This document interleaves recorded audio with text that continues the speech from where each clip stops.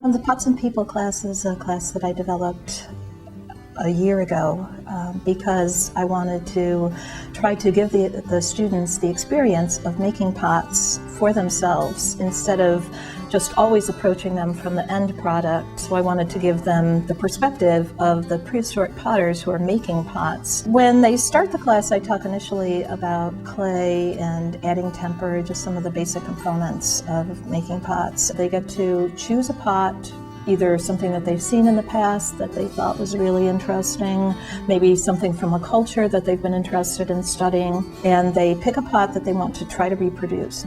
The other major project is one in which they come up with some kind of experimental work that they want to do. So there's the reproduction pot, and then there's also this experimental work where they're trying to answer questions that have to do with the strength of pottery, why people add temper, what's the impact of that, just to try to directly experience it. The reproduction pots, I've been getting them bisque fired, and then we do a smoke fire in an above ground pit enclosure. The other firing, what we're trying to do is replicate a little bit more what people do in the past. They take the pots, they let them dry, and then they fire them. I hope that they gain an appreciation for the incredible skill that it takes to make pots, even pots that we often think of as being relatively primitive in some way, that are an indication of some other way of life that's so far removed from the way the world is today. And I think that it gives them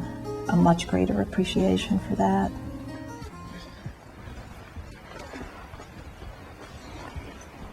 How's it going here? One of my post molds is done. It was done for a while. The other one is keep on going. Still going.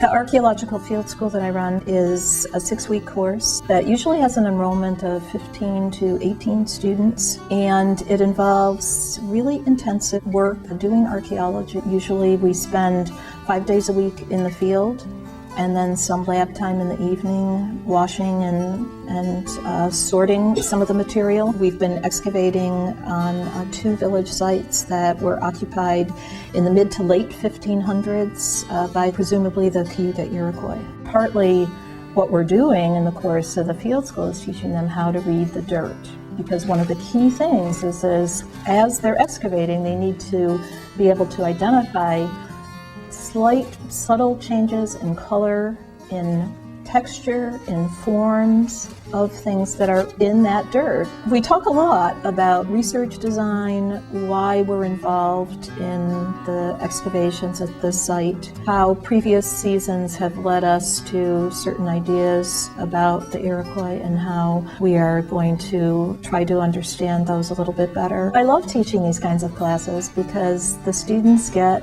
very involved in the learning process, and a lot of times they can ask me questions that lead me to rethink my ideas about things a little bit. I think that they cannot really understand how to do archaeology without actually doing it. It's those practical skills, some of that manual labor that you need to do in order to understand what archaeology is all about. It's just really exciting to go out there and find out about these people who lived at this location in the past. It's not the neat stuff that we find, it's really more working as a detective and a scientist, I think.